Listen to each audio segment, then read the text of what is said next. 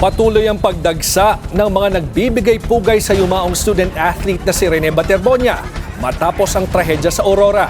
Narito ang Agenda Weekend Report ni Andrea Salve live mula sa Talacogon, Agusan del Sur. Andrea, kamusta na ang sitwasyon dyan?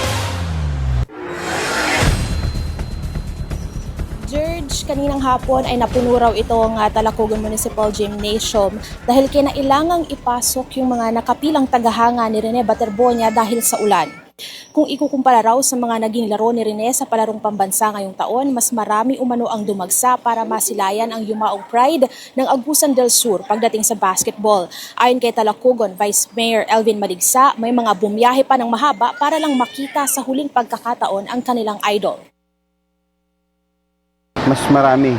Tsaka mas marami ding dumating na hindi taga rito, lalo na yung mga nasa malayong lugar.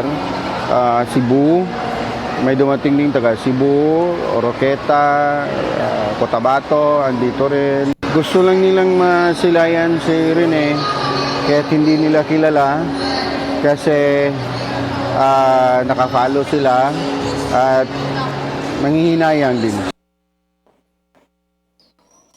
Para sa vice-alkalde na isa rin sa masugid na tagahanga ni Rene, hindi matatawaran ang kabaitan nito hindi lang sa kanyang mga mahal sa buhay, kundi pati na rin sa pagharap sa kanyang mga kalaban sa basketball. Napakaano ng hatak ni Rene is yung pagiging mabait niya sa laro. Yung pagiging, kung sportsmanship yung hanap ng mga tao, nasa kay Rene na lahat. Hindi lang sa gymnasium kung saan nakaburol si Rene dumadagsa ang kanyang mga tagahanga dahil ang bahay ng pamilya sinasadya rin ng mga ito sa dami ng mga tao, kinailangan na ngang umaksyon ng LGU. Pinakordonan na raw ito at pinabantayan na rin sa mga pulis. Parang nawala ng privacy. Yung privacy, sino-sino lang kasi ang pumapasok. So, ang ginawa ng LGU, nilagyan ng PNP personnel. Ang pakiusap ngayon ng LGU ay irespeto ang privacy ng pamilya. George, sa mga oras na ito ay mahaba pa rin ang pila ng fans na ni Rene dito sa gymnasium at nag-umpisa naman na yung misa kaya naka-standby muna sila.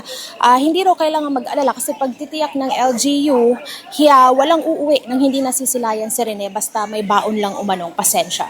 Balik sa iyo, George. Well, Andrea, ano yung reaksyon ng kanyang pamilya sa takbo ng investigasyon at nakausap na kaya nila ng personal o kahit via phone itong si dating Coach Tab Baldwin?